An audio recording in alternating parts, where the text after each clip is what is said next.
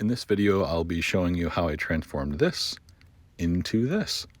These are built-in bookshelves, and that's our dog Melvin. This is in my wife's office. So I'll walk through exactly how I did this. I didn't plan on making a video, which is why I'm doing a voiceover. It's going to be a combination of video and pictures showing certain steps, but not everything, because like I said, I didn't plan on making a YouTube video for this one, but it turned out better than expected. So I hope you enjoy. And here it is with nothing on the shelves. So the first step was to remove the old shelves. I had to fill some holes, pretty deep holes, and then sanded those smooth. I pulled everything out of the way, and now I'm just doing a primer directly on the wall because I'm not going to be doing a back to the shelves. So I'm just rolling this right on. This is some super cheap drywall primer. It's like $10 a gallon. Not sure if it's the exact right stuff I should have used, but it worked out absolutely fine. So had this for another project. I was working on insulating the garage, and it worked out nicely. Not sure if you can tell in this clip or not, but I did cut away the baseboard near the bottom corners of the office so the shelves could fit in perfectly. I'm using a 3/4 inch plywood. It's a mixture of Baltic birch there on the left and then red oak on the right. Once I had cut everything to length, I laid it out on the floor in my garage. I'm a very visual learner, so then took it inside and stuck it on the wall where it's supposed to go, brought it back out and primed it after I assembled as much as I could, primed both sides. And then here we are back inside. This is showing a hole I drilled for a dowel. This is on the bottom right side of the built-in shelf to keep it more secure. So you can see the dowel sticking out of the bottom there. That's going to slot in right in that hole, and it'll keep it nice and sturdy. So once I put everything up together, this is what it looks like. I have it secured to the wall just with some drywall screws after I found the studs. And here is another pan over. I think I used this video on my Instagram. So you can see how sturdy it is. It's not glued or screwed into the ground at all. It's just that dowel and then screwed into the top piece. It's essentially 3 different pieces there, the 2 sides, the top, and you can see the split. The top is in 2 different pieces. So I used some pocket hole joinery to get everything together, and then I glued in some dowels. Really simple, actually. The dowels slot right in, and use some wood glue to keep them there. Used this oscillating tool to trim them, and this actually worked surprisingly well. I'm very thankful.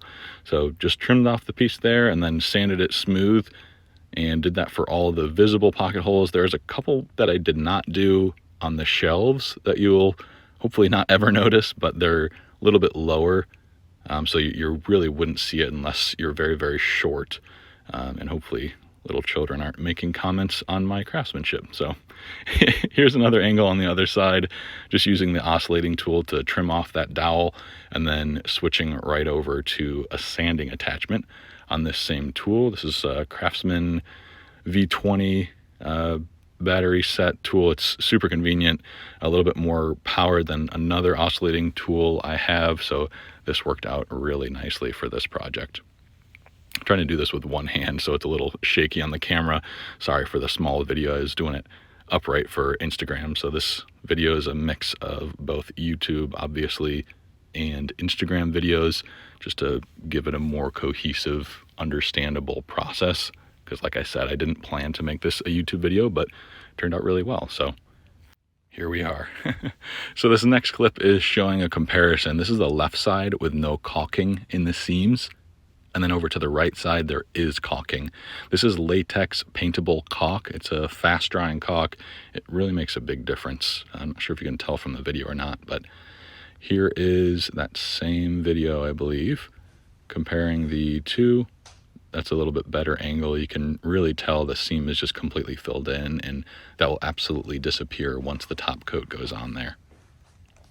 This is where I'm at so far. The shelves were spaced using a 3/4 inch plywood spacer to make sure they're exactly even. And then I put the face frame on. I screwed the shelves in with pocket holes. You can sort of see up underneath a couple of them. And then this face frame is 1x3 poplar I grabbed from the local lumber yard.